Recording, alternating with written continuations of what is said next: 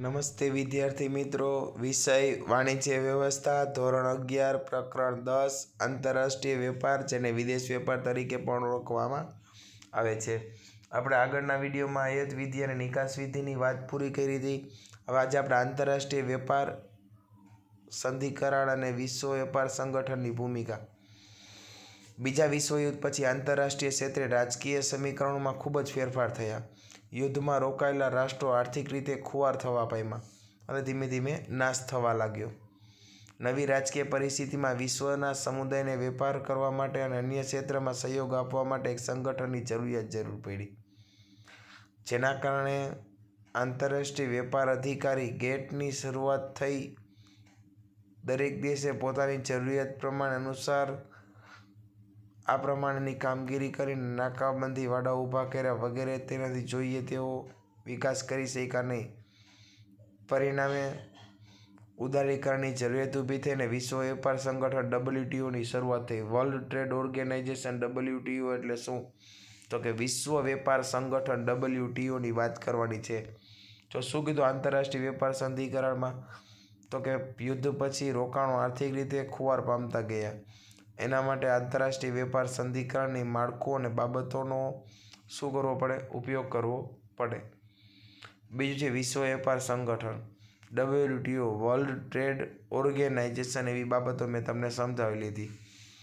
વિશ્વ વેપારમાં સંગઠનનું કાર્યક્ષેત્ર આંતરરાષ્ટ્રીય વેપારના સંબંધોનું એક સંચાલન કરે છે. આ સંગઠનના સમર્થન આપતા વિશ્વ 104 દેશોએ હસ્તાક્ષર કર્યા.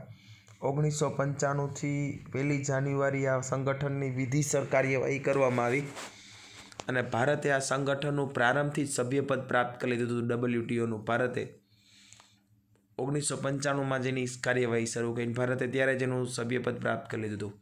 વિશ્વ વેપાર સંગઠનની કાર્યવાહી અને વહીવટી વ્યવસ્થાને કારણે સેવા ક્ષેત્રનો માળખું દિન પ્રતિદિન વધતું ગયું. સેવાઓનો ઉપયોગ, જેમાં બેન્કિંગ, વાહન વ્યવહાર, વીમો, વખાર વગેરેનો સમાવેશ થાય છે. વીમો, બેન્કિંગ, વાહન વ્યવહાર ક્ષેત્રે જુદા જુદા દેશો વચ્ચે સરહદી રેખાઓ આજે ભૂંસાવા માંડી અને સમગ્ર વિશ્વ આજે એક ગામડું બની ગયું. વિશ્વ વેપાર સંગઠનને કારણે આજે વિકસતું ગયું. આ સંગઠનને કારણે ખેતી ઉદ્યોગો અને વ્યવસાયિક સગવડોના ઉત્પાદનમાં કેટલો ફેરફાર થશે તમે મને કહેજો. આ સંગઠનને કારણે ખેતી ઉદ્યોગ અને સ્વાસ્થ્ય વિષયક સગવડોના ઉત્પાદનમાં વધારો કરી નિકાસકારને વધુ વેગ આપવાની શક્યતાઓ હતી. કે ભાઈ શિક્ષણ ક્ષેત્રે વિદેશી યુનિવર્સિટીઓને ભારતમાં આવવાની તક સાંપડી, તેમ કેમ્પનું શું કરવામાં આવ્યું? આયોજન, જેના કારણે માળખું બદલાવવામાં આવ્યું. બીજું છે આંતરરાષ્ટ્રીય વેપાર સંધિ કરાર ગેટ. યાદ રાખજો, જેનું પૂરું નામ થાય general trade agreement on trade and trade. ગેટનું પૂરું નામ શું થાય? General agreement on trade and tariff. Bharat સરકારે પોતાના દેશના ઉદ્યોગોના ધંધાને વિકાસ માટે વિદેશી હુંડિયામણ સાથે વાતચીતનું માળખું તૈયાર કરવું પડે છે. તો કે અત્યાર સુધી આંતરરાષ્ટ્રીય વેપારની સંધિને કરારને કારણે અહીંયા બધી બાબતો સરળતાથી તમને અલગ અલગ માળખું જોવા મળ્યું. 1948માં જીનેવા ખાતે 23 રાષ્ટ્રો વચ્ચે આ કરાર કરવામાં આવ્યા છે. આ કરારોની માળખું તો બદલાઈ જાવ, તો આ માટે પરવાનગી આપવાની વાત ખ્યાલ આવે. બીજું, આંતરરાષ્ટ્રીય વેપાર 1948માં જીનેવા ખાતે 23 મહારાષ્ટ્ર યુદ્ધ અને ગેટનું માળખું તૈયાર કરવામાં આવ્યું છે.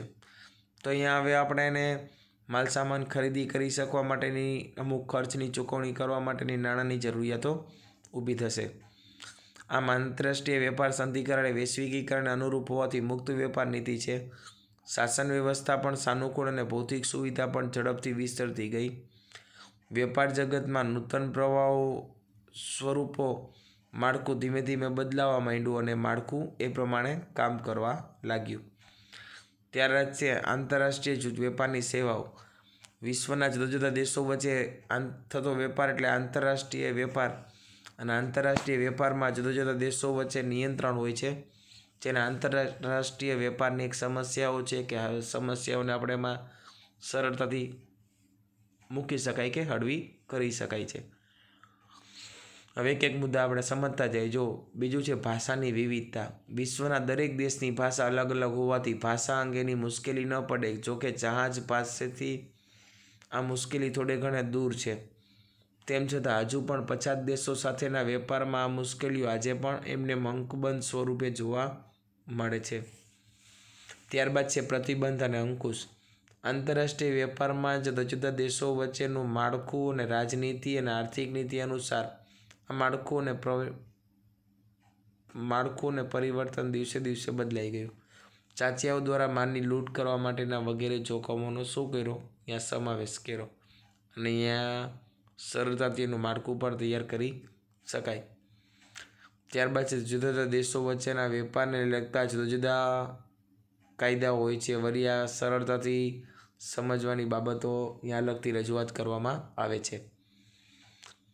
ત્યારબાદ છે વેપારી સંપર્કનો અભાવ. તો કે આંતરરાષ્ટ્રીય વેપારને સંપર્ક અભાવ એટલે જાહેરાતની પ્રવૃત્તિમાં કામગીરી કરવી પડે. બીજું, દેશના વેપારીનો સંપર્ક ભાવ માળખું તૈયાર કરી લો, જેનાથી તમારે માળખું અને કંપનીની પ્રવૃત્તિ બેમાં શું થાય? ફેરફાર થાય. હવે આપણે એક મુદ્દાઓની વાત કરીએ. આંતરિક વેપાર અને આંતરરાષ્ટ્રીય વેપાર.